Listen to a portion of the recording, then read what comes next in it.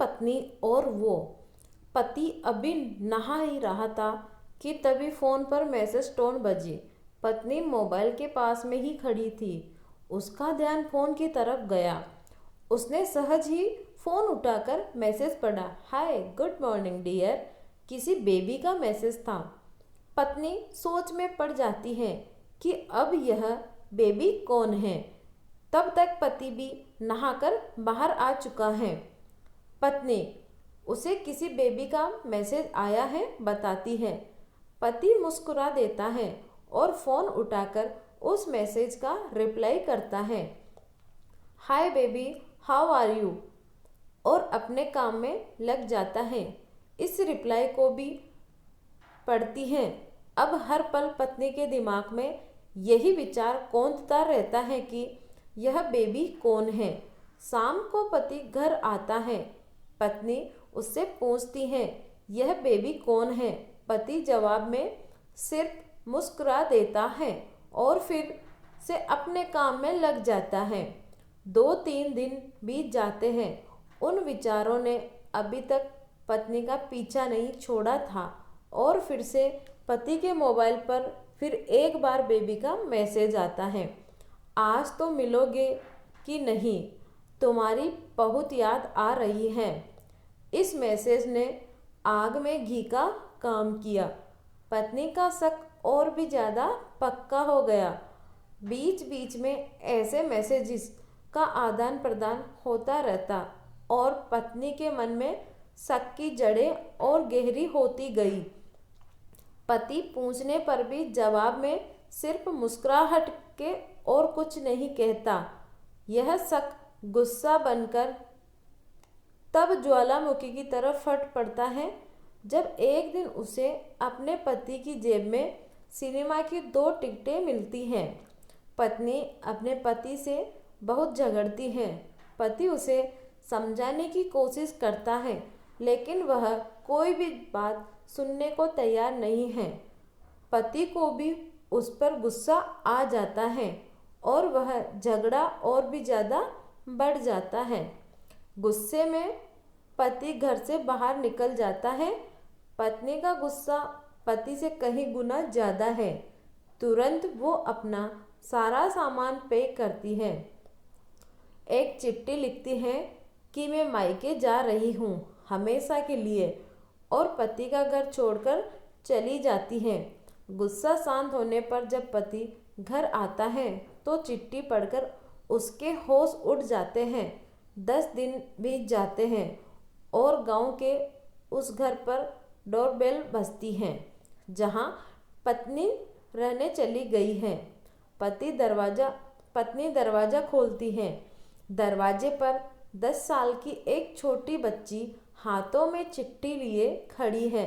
वह पत्नी को चिट्ठी देती है। बच्ची से वह चिट्ठी लेकर पत्नी चिट्ठी खोलकर पढ़ती है। डियर वाइफ, जिस बेबी की वजह से हम दोनों में इतने झगड़े हुए हैं और तुम हमारा घर छोड़कर यहाँ चली आई, यह बेबी जो अभी तुम्हारे सामने खड़ी है वह वही बेबी है। अनाथ आश्रम की एक प्यारी बच्ची। इसी के साथ में बातें करता था, सिनेमा जाता था। पहली बार जब तुमने बेबी के बारे में पूछा था तो मैंने जानबूझकर तुम्हें नहीं बताया था। सोचा था थोड़ा मजाक करता हूँ, देखता हूँ तुम कैसे रिएक्ट करती हो। लेकिन मैंने यह कभी नहीं सोचा था कि तुम्हारा शक इतना बढ़ जाएगा कि तुम घर ही छोड़ दोगी। हाँ, सबसे ज़रूरी बात यह तो बेबी है वह किसी और की नहीं बल्कि तुम्हारी ही बेटी है। रुको, अपने आप को संभालो और आगे की बात ध्यान से पढ़ो। हमारी शादी के 2 साल पहले की यह बात है। तुम अपने कॉलेज के लास्ट ईयर में थी। तुम्हारे प्रोफेसर ने नोट्स लेने के बहाने तुम्हें बुलाया था और तुम्हें चाय में नशीली दवा खिलाकर ना करने वाला काम किया था। इसने तुम्हारी कोई गलती नहीं थी, लेकिन कुदरत ने अपना काम किया और तुम्हारे पेट में इस बेबी को डाल दिया। काफ़ी प्रयास करने पर भी अबॉर्शन नहीं हुआ, तो तुम्हारे घर वालों ने समाज के डर से तुम्हें 6 महीने तक घर में ही रखा। तुम्हारे पिताजी खुद एक डॉक्टर हैं, इसीलिए यह बिन मांगा बच्चा बड़ी आसानी से बिना किसी को कानों का खबर हुए इस दुनिया में आया। भविष्य में तुम्हारी शादीशुदा जिंदगी में कोई प्रॉब्लम ना हो, इसीलिए तुम्हारे पिता ने इस बच्चे को गांव के एक अनाथ आश्रम में छोड़ दिया। यह बच्चा मतलब यह बेबी जो अभी तुम्हारे सामने खड़ी है, अगर अभी भी विश्वास नहीं हो रहा है तो इस बच्चे के गाल का वो तिल देख लो जो शायद तुमने उसे आखिरी बार रोते हुए देखा होगा। हाँ, फिर अपने पिताजी से पूछ लो। पत्नी जल्दी से उस बच्ची को पास में जाकर उसके गालों का तिल देखती है। उसका मन भर आता है, उसकी आंखों में आंसू आ जाते हैं, लेकिन अभी भी चिट्ठी बाकी है, इसीलिए वह आगे पढ़ती है। मुझे पता है अभी भी तुम्हारे मन में यह सवाल उठ रहा होगा कि यह सब मुझे कैसे पता। तुम्हें बता दूं कि यह सब तुम्हारे खुद के पिता ने ही अपने मन में उठ रहे पश्चाताप को शांत करने के लिए शादी के 1 महीने पहले मुझसे मिलकर सारी बात मुझे बताई थी। उन्होंने यह भी कहा था कि अगर मैं चाहूँ तो शादी से इनकार कर सकता हूँ। मैं स्वीकार किया, क्योंकि इस पूरी घटना में तुम्हारी भी गलती नहीं थी और हमारी शादी हो गई। तुमने मुझे बहुत प्यार दिया, लेकिन तुम्हारे पिता से बेबी के बारे में जानने के बाद मैं उसे मिलने बिना नहीं रह पाया।